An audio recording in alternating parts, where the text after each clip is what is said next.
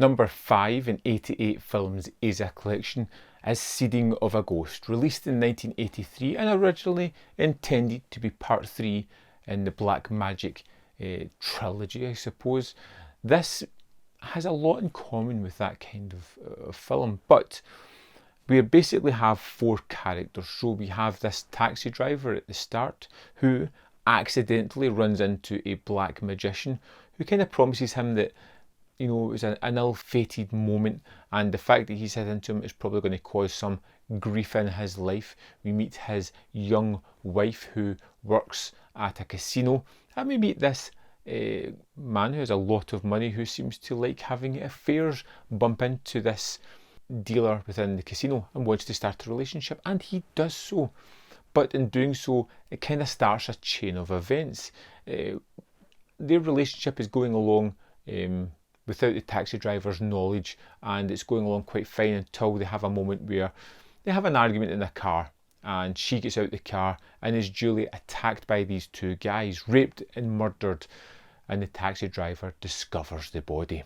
And he goes to the magician and he's like, I want vengeance. I want revenge for what's happened to my wife. I want the people who caused her these transgressions to pay for it.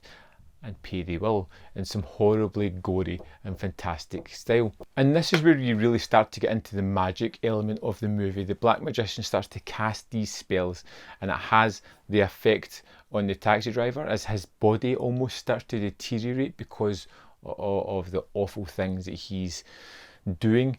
We get to see horrible things happen to the people who, in all fairness, are pretty horrible characters. And that's one of the differences here from, say, the black magic movies, where you actually have good characters.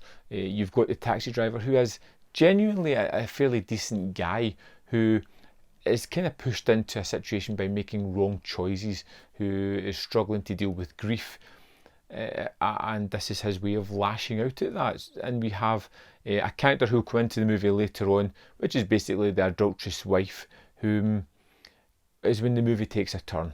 A little bit of a turn where you have this genuinely innocent character devoid of all knowledge of what's been going on, who is fairly pleasant, who has horrible things happen to her.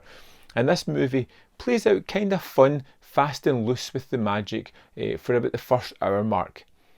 But everything about Seeding of a Ghost comes in the latter half hour, where things just go utterly crazy in the most fantastical way. We have the black magician who is dealing with the spell for the taxi driver, and to do this he has the corpse of the woman there. It is disgusting. It's a practical effect, but they're constantly messing with the body, adding things to it, and it's pulsating and changing and oozing, and it's such a practically wonderful effect. It's just great. There is a moment later on where the corpse has sex with a spirit, and you get this really kind of cool effect of the 2 of them floating about in a room. It has these wonderful staged effect moments, but nothing could have prepared me for what was going to come in the end of this movie. And I don't want to get too deep into it, although it's not spoilery in fashion, but there is moments later on where it's just bodily harm, gore, destruction, strange monster that comes out of you need to see it to believe it type of moment.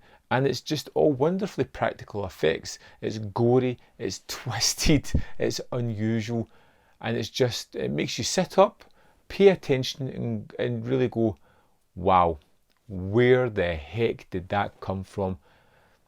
Don't know, but I loved it. The finale of the movie was a standout for me, and whereas I can remember elements of the story and the characters, whenever I think of this movie, I'm going to think of that last half hour. I'm going to think of that utter craziness that we are led down, that path of just complete bonkers yet fantastic practical effects that just had me a big smile on my face watching it. Seeding of a Ghost, I'd say, is probably better than both Black Magic and Black Magic 2. I had a lot more fun with this. I felt the characters were a little bit more fully fledged. The storyline was definitely more concrete in the way it was laid out.